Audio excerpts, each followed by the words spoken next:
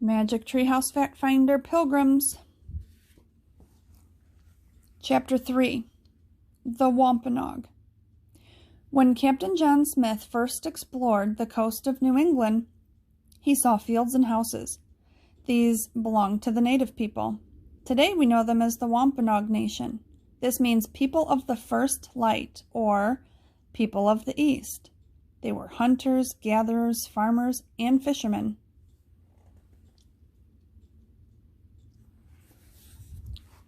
The Wampanoag had lived in England for 12,000 years. In the early part of the 1600s, there were about 50,000 Wampanoag living in 69 villages. Groups were known by the place where they lived. For example, if they lived in Putatucks, they were called Putatucks. When the Pilgrims arrived, about half the Wampanoag had died of diseases. It says many villages were completely deserted. Wampanoag government. Each Wampanoag group had its own leader called a sachem. The sachem was not like a king. He led because of his ability and his family. A sachem worked like everyone else. He was there to listen to advice and make decisions. Women could become sachems if the old sachem had no son. The Wampanoag did not have written rules. Instead, they had traditions. It says a tradition is a way of doing the same thing from generation to generation. All the different groups met. They discussed their problems, and then they voted on a solution. Discussions could concern their hunting grounds. Each family had its own land for hunting. These lands passed from fathers to sons. Protecting their hunting grounds was very important to them. Wampanoag villages.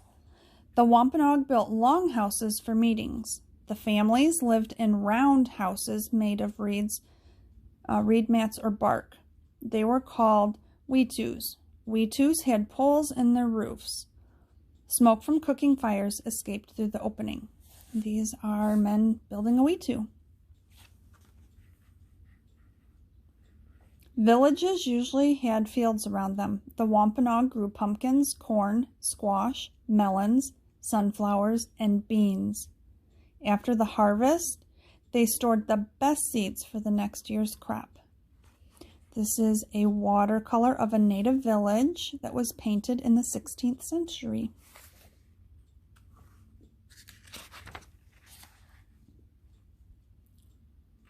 Summer was the growing season. Families moved close to the shore. They planted crops in nearby fields. They also fished and dug for clams. In the fall, everyone moved inland. This was the time to hunt deer and bear. They fished by cutting holes through the ice on ponds and lakes. It says the Wampanoag also grew tobacco. They smoked socially during ceremonies. Clothing. The Wampanoag wore clothes made of animal skins, usually deer skin. They often wore bone or shell necklaces. Feathers were used to make headpieces. It says feathers, especially turkey feathers, were sewn into the clothes. In cold weather, they wore deerskin leggings to keep out the chill. They made warm fur cloaks from beavers and other animals. In the warm weather, they went barefoot or wore light deerskin shoes called moccasins. Winter moccasins were covered with fur. Here's a bone necklace, a fur cloak, deerskin shirt. Here are beach clouts, new kick pouch, deerskin leggings, and deerskin moccasins.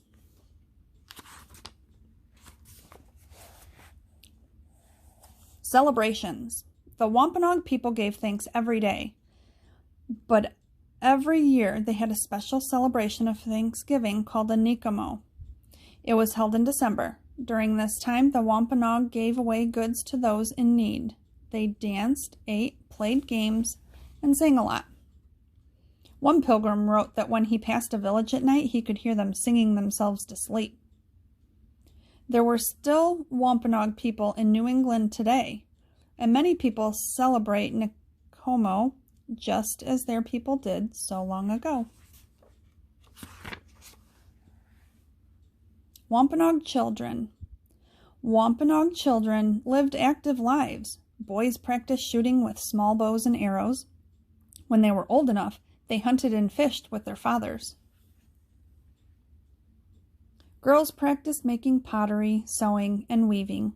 They also helped their mothers in the gardens and around home.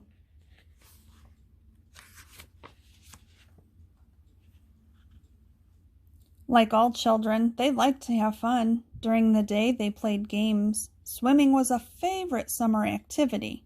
They often traveled in canoes, and they learned how to swim at an early age.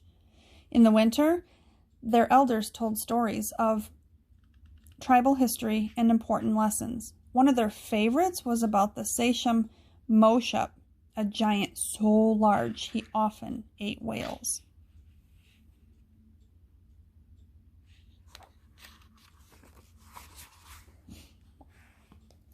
Cruel treatment.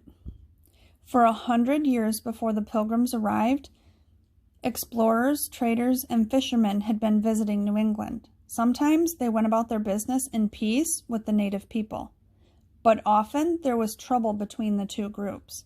Sometimes the strangers treated the native people badly. They shot at them without reason. They stole their corn and furs. Sometimes they even captured them and sold them into slavery. Too often, native people died from diseases the newcomers brought. These diseases were very different from any they had ever caught before. Their bodies had no way to fight the new infections. Whole villages were wiped out. Later, more settlers arrived. They forced the native people from their land. Farms and towns grew up where native villages had once stood. This woodcut shows the Wampanoag village overcome by disease.